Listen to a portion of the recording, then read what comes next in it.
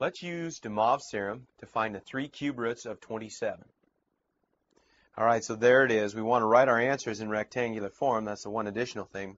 First thing we need to do is write 27 as a complex number in polar form. And that will be of the form 27 times the quantity cosine of 0 radians plus I times the sine of 0 radians. Now, since we're looking for the cube root here, we know that n has to equal 3.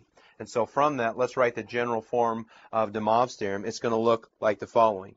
Z sub k is equal to the nth root, and again being 3, the cube root of 27, times the quantity. Give yourself some space here. It's going to be the cosine of 0 radians plus 2 pi k all over n, and as before we mentioned that n is equal to 3, and then we're going to have plus I times the sine of that same mess right there of 0 plus 2 pi k all over 3. So our formula is a little bit messy here, but we have I times the sine there, and we're going to be good to go here. Now, let's think about our k values. Remember, k starts at 0, and so let's sneak that in up here. We know k will be equal to 0, and then 1, but where do we stop? Remember that k stops at n minus 1, so we're going to be at 0, comma 1, comma 2. We have 3 values to plug in here. So let's start. We have z sub 0 is equal to the cube root of 27, which is simply 3.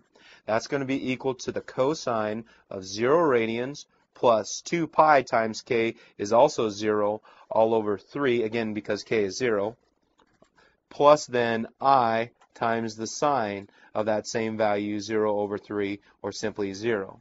And from this we obtain the complex number, let me write it out, 3 times 1 plus 0i, and let me write that in here quickly, 0i, and so the cube root that we knew right off the bat, which was 3. Now we need to find the 2 complex in a similar fashion by plugging into our formula z sub 1. So we're going to have 3 times the cosine here. When k is equal to 1, we're going to be at 2 pi thirds plus I times the sine of 2 pi thirds. So that will give us the value of 3 times the quantity negative 1/2 plus I times the square root of 3 over 2. And so to distribute that through, we're going to end up with a negative 3/2 plus I times 3, square roots of 3, all over 2. And this will give us the second cube root of 27. Now let's find the third and final cube root of 27. All right, as before, we're looking at our value of k. For our final cube root, that occurs when k is equal to 2. So in general, we're looking for z sub 2.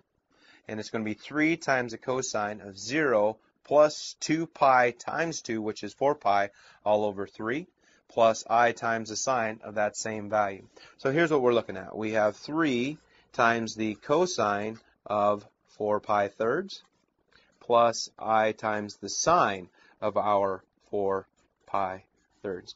Using what we know about trig, we're going to come up with the following values. It'll be 3 times a negative 1/2, plus I, in this case, so let me get this out here. I'm going to sneak the I up on top.